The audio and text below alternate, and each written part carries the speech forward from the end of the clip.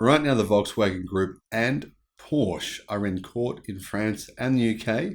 They have been convicted of the emissions scandal. It's still not over. In fact, they have been told to pay billions of dollars in fines, and they say, no, we can't be judged. We can't be convicted twice. We've already been convicted in Germany. It's not fair that this happens in France and the UK. Now, whilst this is happening, they've also lobbied the European Union on behalf of Germany and with Italy to stop the 2035 internal combustion engine ban in Europe. At the same time, Porsche's CEO and the Volkswagen Group CEO, Oliver Blume, has defended the group's strategy for e-fuels, claiming e-fuels are okay. Don't worry, they won't hurt you. Unfortunately, that isn't actually true. Hello, my friends. Welcome to the channel. Thank you for tuning in. Great to see you. Thank you for supporting us on Patreon. Really, really grateful for all of our Patreon supporters, YouTube members as well. Thank you so much. If you'd like to see some of our videos in advance, you can become a YouTube member. I'll put a link in the description. Also, if you'd like to check out some of our merch, we have our new merch store, heaps of different shirts and bags and all kinds of stuff. All of it supports the electric revolution, and all of it supports, actually more than that, my wife and her cancer diagnosis. We make around 10% profit on the items in the store, and all of that goes towards her current cancer treatments, which costs around $10,000 per week. This is one of the bags you can buy in the store. I'll have some more gear here in Bangkok in Thailand. It'll be coming soon, so I can show you what it looks like and actually try it on so you can see what the sizing is like. Porsche CEO has defended their e-fuels strategy. Oliver Blume's position aligns with key players in Porsche's home market of Germany, which wants e-fuels to be exempted from the EU's planned phase out of combustion engines. Somehow Germany thinks that e-fuels are going to save its car market. I think it's too late for that. Now, is the entire German car market going to be decimated? Well, yes and no. Yes, it'll be much smaller than it is today by 2035, but I don't think it will be dead, just much smaller. And yes, the German and the Italian economies are very concerned. They are losing the automotive market, and they should be. It's massive. It supports millions of jobs in those countries. Porsche CEO Oliver Blume does not see any conflict at all between the sports car maker's electric ramp-up and its push for e-fuels to be exempted from a planned ban of internal combustion engines in Europe. Now, to make it clear, e-fuels still pollute the air exactly the same way as gasoline does. They're identical. The only difference is they're saying that they're going to make the fuel out of carbon captured out of the air. And they'll burn it in your city. Wouldn't that be great? So it still doesn't solve the problem. If e-fuels are approved for the future, this will not lead to a change of Porsche's strategy, Blume said during the Volkswagen Group's subsidiary's annual press conference on Monday.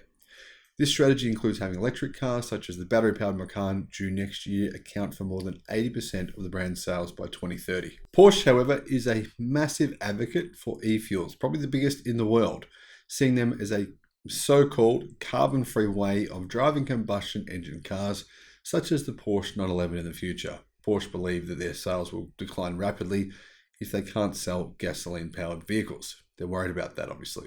Now, Blume's position aligns with key players in Porsche's home market, as Germany has formed an alliance with Italy and Eastern European countries opposing the planned phase-out of combustion engines starting in 2035 unless cars running on e-fuels are exempted from the ban. German Transport Minister Volker Wissing says skepticism about phasing out internal combustion engine vehicles was shared by Italy, Poland, and the Czech Republic, among others. So don't worry, it's not just Germany. We're going to bring others down with us. Countries such as France and Spain oppose the change. The thing is, France has its own very large automotive market as well, and yet France is still on board with the ban. So is Spain.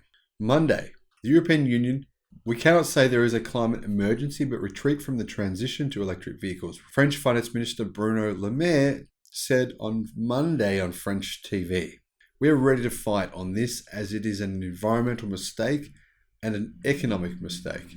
So France is saying, you know what, Germany, pull your heads in. This is ridiculous. We need to fight this. It's important we actually eliminate this toxin. It's important we actually solve this problem. And we can't do it unless you're on board. He said Europe is 5 to 10 years behind China in developing electric cars and must avoid sending inconsistent messages to automakers including France's Stellantis and Renault. Germany's Wissing said the group of countries pushing for the change wants a separate category of combustion engine cars that can run on synthetic, so-called carbon-neutral e-fuels after 2035. Now, obviously, 6 million people per year die from pollution, primarily pollution from cars. So that is going to continue happening under this strategy. But yeah, sure, I get it. EVs will be a bigger percentage of the auto market. But synthetic fueled cars don't actually change pollution levels. In fact, they're exactly the same as gas diesel cars. So that's sort of like Germany and Italy and Poland and whatever countries apparently say they support Germany on this fight against the internal combustion engine ban. But they're basically saying those things don't matter. If you take climate protection seriously, Bloom said, then you have to sweep clean each and every corner of your home. Not sure what he meant by that. He said Porsche is taking a global view when it comes to reducing emissions rather than seeing the issue through a German or European lens. In Europe, we are electrifying cars very quickly because we have got the infrastructure. But if you think of continents like South America, Africa, and India, I'm sure things will not work out so quickly, Bloom said. Therefore, it will certainly help if we look at climate action on a global level. Now, it would also help if Volkswagen said, we sell cars in those markets. We're going to make those electric. We're going to give people affordable EVs to buy in those markets.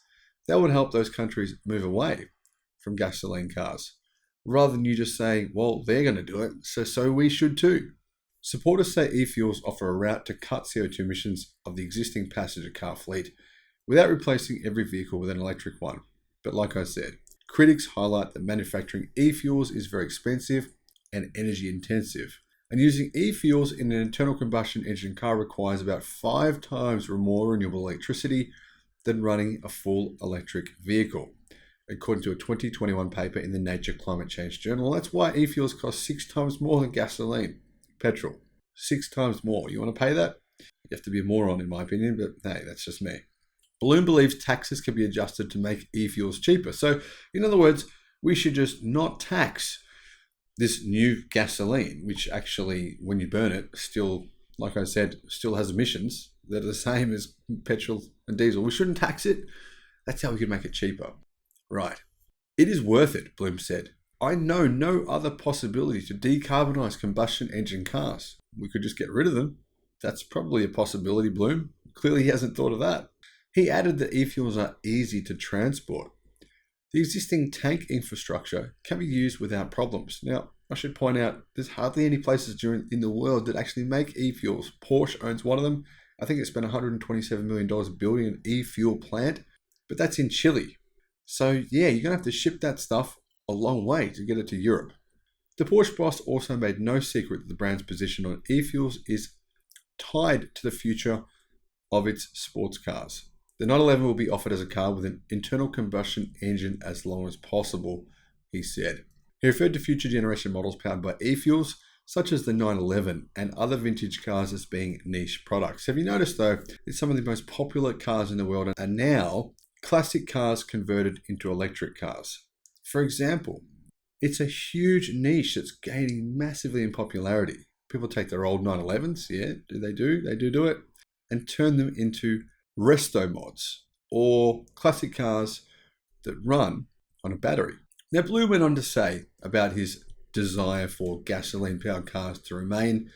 I'm sure that the owners of such cars will be very happy about an offer like this, using them with e-fuels with a very low CO2 emission. Now, do they have low CO2 emissions? Absolutely not. Their CO2 emissions are the same. The 911, which Porsche said will soon be offered as a hybrid, is considered difficult to electrify because then its driving characteristics would be lost. Porsche isn't good enough at figuring out a way to do that with an EV yet.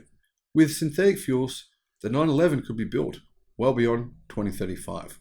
Guess that's true. What are your thoughts? Let me know in the comments. Do you like the way Porsche and the Volkswagen Group are going with this, stopping the internal combustion engine ban in 2035? I mean, I think it was likely predictable. I think most of you guys probably would have thought this would happen, but I'm disappointed. Just like the CEO of Volvo, I'm disappointed that they're doing it. Thank you for watching. Bye-bye.